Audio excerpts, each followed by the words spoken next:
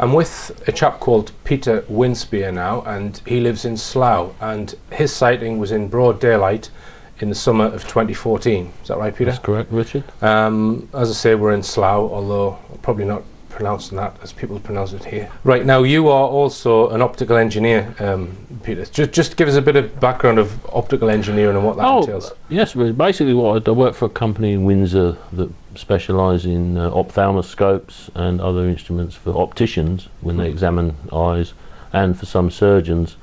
And part of my work is the grinding and polishing of lenses and mirrors to fit in these instruments. Right. And so you're very well up on optical instruments and what they can and can't see.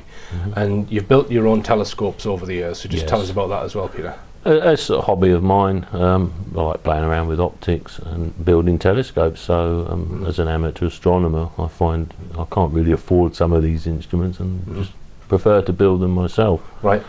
And what are the sizes of the telescopes that you commonly use now then? The main one I use now is a 6-inch Newtonian reflector, which I built quite a few years ago. I did build a 12-inch Newtonian, which was rather large, but it suffered from being non-portable. Right. And in the end, it just became a liability. So I actually went back to the 6-inch, being a more portable instrument. Right. Now, you actually observed this particular UFO through the telescope, and we'll come on to that in a moment. Yes, it was evening time, but broad daylight still, and come home from work. As a family, we were relaxing in the garden, sitting at a table, when I literally just spotted this object in the sky. I tend to have a knack for that sort of thing. It's something that's out of place, and I said to my family members that were there, well, what's that? And it wasn't moving. It was bright, like a very bright star, but I knew obviously it couldn't be a star unless it was a nova or something. A skeptic might say, well, that's obviously Venus because it's the brightest star in the sky. Well, it doesn't wash with me. Being an amateur astronomer, I knew exactly where Venus was, and it was not visible at that time. Right. And also know what it looks like through a telescope as well as a naked eye.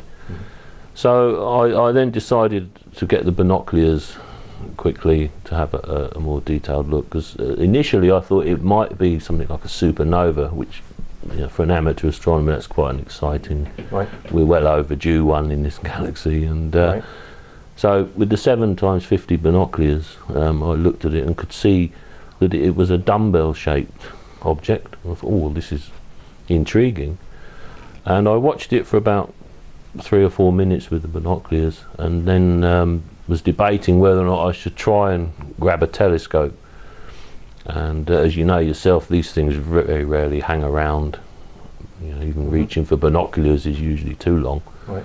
But in the end, although I'm not going to get any more information from these binoculars, I'm going to risk it. So off I went and dragged out the what I considered would be the most suitable telescope I have at that time, which is a short focus wide field refractor, 80mm object lens, designed to give a wide field of view but not particularly high magnification. And I figured at the time that I would probably be tracking a moving target, and this would be the best, And just to point out, you are on the air traffic flight path here. Oh yes. And it's very restricted airspace. Just tell us about that before you continue with your sighting. Yes, we are literally 2 miles from the end of the north runway at Heathrow here in Langley, and it's restricted airspace because the planes are either taking off over here or landing depending on the wind direction. We also have the main air corridor over the country going north, where traffic merges from the continent or wherever and swings northwards, and they're high-flying aircraft which are a very common sight, and you can't mistake them for anything, which is one of the things I noticed this particular time, was the complete absence of any of these aircraft flying around up there while this sighting was going on. So you get your telescope out, would you put it in the back garden, or do you have it in the house? Literally put it on the lawn and got it into position, picked a low-powered eyepiece and managed to find the object again. It had moved in between me getting the telescope, but I found it again, was able to focus on it and could see that it was actually, I don't know what it was. Right. So it was a glowing light the shape of a dumbbell. Is that what you... It was I wouldn't say it was glowing or self-luminous or reflective. It was light, because obviously the sun was still in the sky. Right. There were no colour variations. It was just this golden, orangey yellow. Right. And you've done a sketch for us, which we can put up on the screen. So just how long did you observe it for with the telescope then? For a further 5 or 6 minutes. Right. And there was some very strange sort of dynamics following that then. Just explain that. Yes, well, no sooner had I centred it with the telescope that I observed a small sphere detach from underneath, hang there for a second or two, and that departed at amazing speed towards the east. A couple of seconds later it came back, hung there, and then off it went again, and I never saw it return. Possible that it's some sort of drone or daughter craft that's come out of this main object, you think? I think it gave that impression to me that this was something, Right. And but shortly after that the object itself vanished and appeared further to the west. Much to my amazement, I was able to pick it up again. Right. And so when you say vanished, you didn't actually see it move off in any particular direction? No. It went out? It went out. It went out, and then how many degrees further away was it then when it's reappeared? In degrees, I would probably say about 3.5 degrees further west. Right. And it moved a total of, I think, 4 times over the sighting, each by 3 or 4 degrees before it finally... And can you estimate what that distance was that it moved in those 3 degrees? No. Have you got a feel for how far away it was? No, I tend to be... I have no idea of the size of it, so trying to estimate how far away it was is very difficult without knowing its size. And the other way around, of course, this is a very... so you wouldn't have any impression as to whether it was, let's say, bigger or smaller than a car? Only by the fact that the few clouds that were up there were drifting past it, which obviously ruled out a balloon of some kind then, because the clouds were happily going past while it just sat there. So given that it was obviously higher than the clouds, it must have been quite a distance off. It's just moving continuously to the west from here, I see. around 3 or 4 degrees at a time. But that's it really. It was very difficult to try and put any kind of... Did you read about it in any newspapers or any local chat about it? You've not found anyone else? No, funnily enough, following your link to the other chap in Slough who had a similar thing, I paid my brother a visit as a fellow amateur astronomer. He lives over in Eton, who a couple of days after my sighting saw a bright light. This was in darkness. It was just a bright light to him, very bright light, but it behaved in exactly the same way. It hopped. It would wink out and appear, but this time moving more to the north from his position. Yeah, I did a search on the internet after Peter gave me his sighting, and just to see if there'd been any similar sightings, and I did find one. I mean, we don't know the credibility of that particular sighting, but it was in Slough, and it was a very similar description, would you say? The object then that you've drawn here appears to have 3 spheres in it. And is that the impression that you got? That's the impression. Right. So perhaps in some orientations it would look like a dumbbell. It was rotating. I could see that now and again it would rotate, and that would change the aspect of it. Like initially at first it was a dumbbell, but there seemed to be a disc-shaped underneath to it. Right, so like a disc with 3 spheres on it rotating. Yeah, very right. And you sat and did these sketches when you were observing it? It struck me as odd because I seemed to be looking at the top of it, if you can see from there, even though it was up in the sky. It seemed to be tilted that I could see more to the top of it than what I considered would be the underneath. Right. Very bizarre. Right.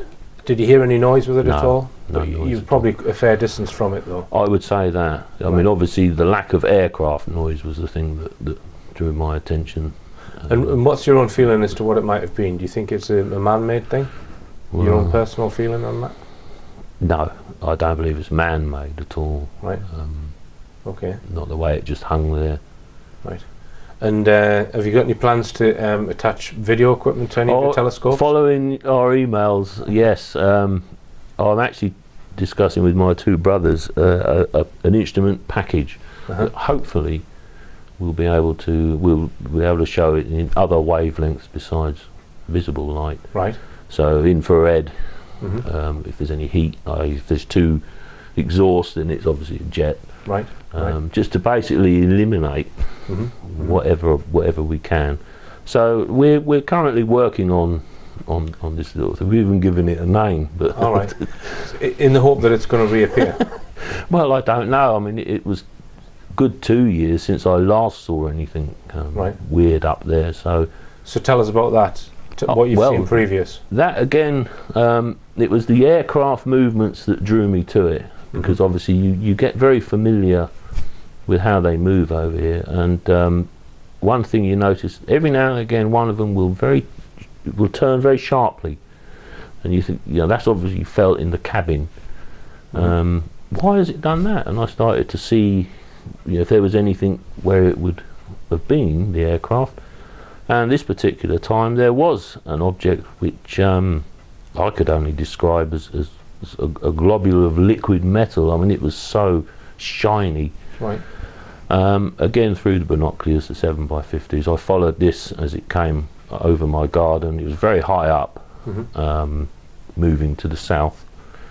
And as it entered the airspace over Heathrow, it started to turn east.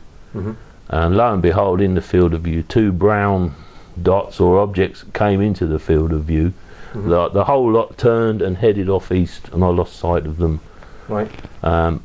As to what the two brown, I instantly thought at the time military, but when I thought about it afterwards, I was not so sure. They're kind of.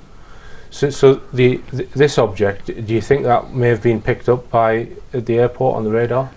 Well, I can only speculate. Obviously, the lack of the aircraft up there told me it was on somebody's radar. They're vectoring aircraft away.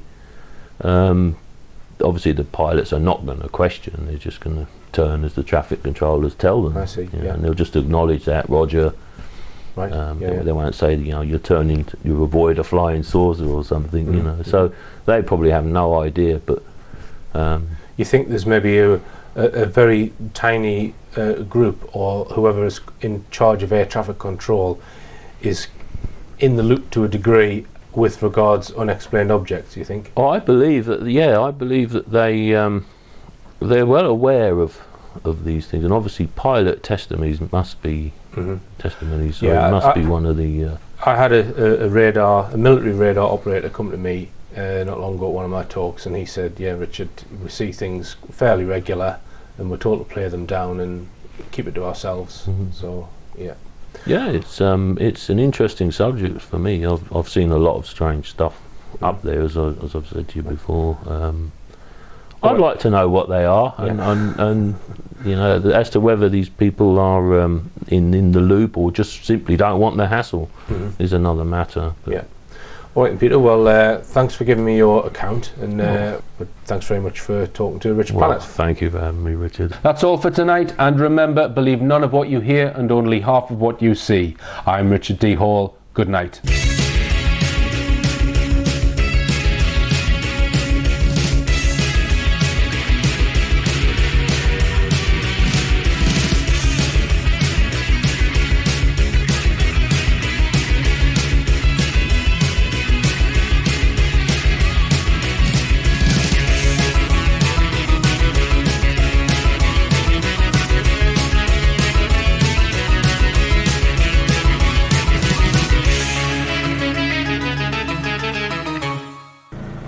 Meh.